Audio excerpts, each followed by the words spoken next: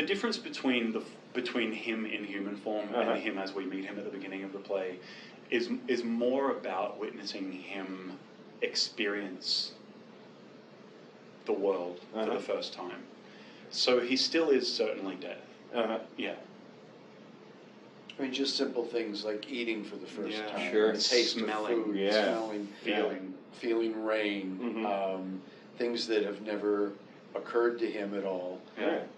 He has a beautiful line about the way rain feels. Yeah. Yeah. And just his emotional connection that he develops with Grazia. And why. He's not sure himself why, I don't believe. And it becomes more and more involved and intense, which leads him to a conflict of interest of what he is and what he wants to be, knowing he has to go back. Yeah. So tell me about her. That's a great segue. Yeah, she's the daughter of the household. Her mother and father are Duke and Duchess. She's certainly led a life of privilege. Sure. When we meet her, she is newly engaged to the boy next door, as it were. And when she meets Prince Sirki, who comes to stay at their house for the weekend, there's an instant attraction, and she is forced to kind of re-examine her choices and what's expected of her versus what she actually wants and what's in her heart. And is her engagement something she chose, or do you get a sense it's sort of like the parents? Yeah, I mean, I wouldn't go as far to say that it was an arranged marriage, but I certainly think that there was an expectation that these two would get together.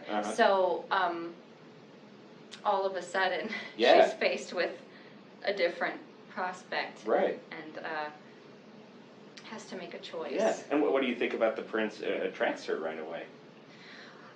That's a great question. I mean, he says that he's attracted to her life force.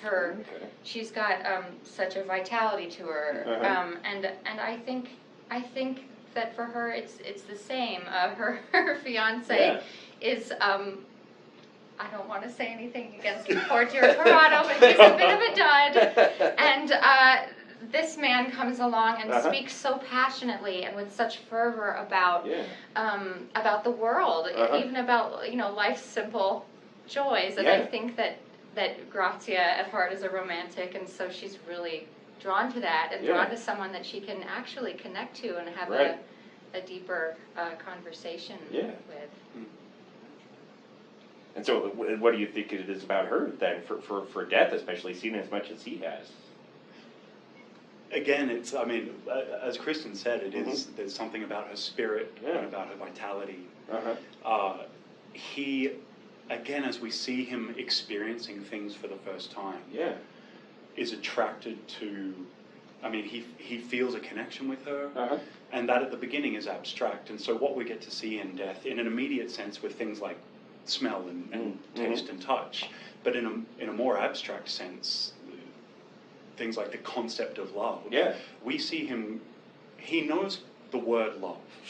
He doesn't have an understanding of what it is.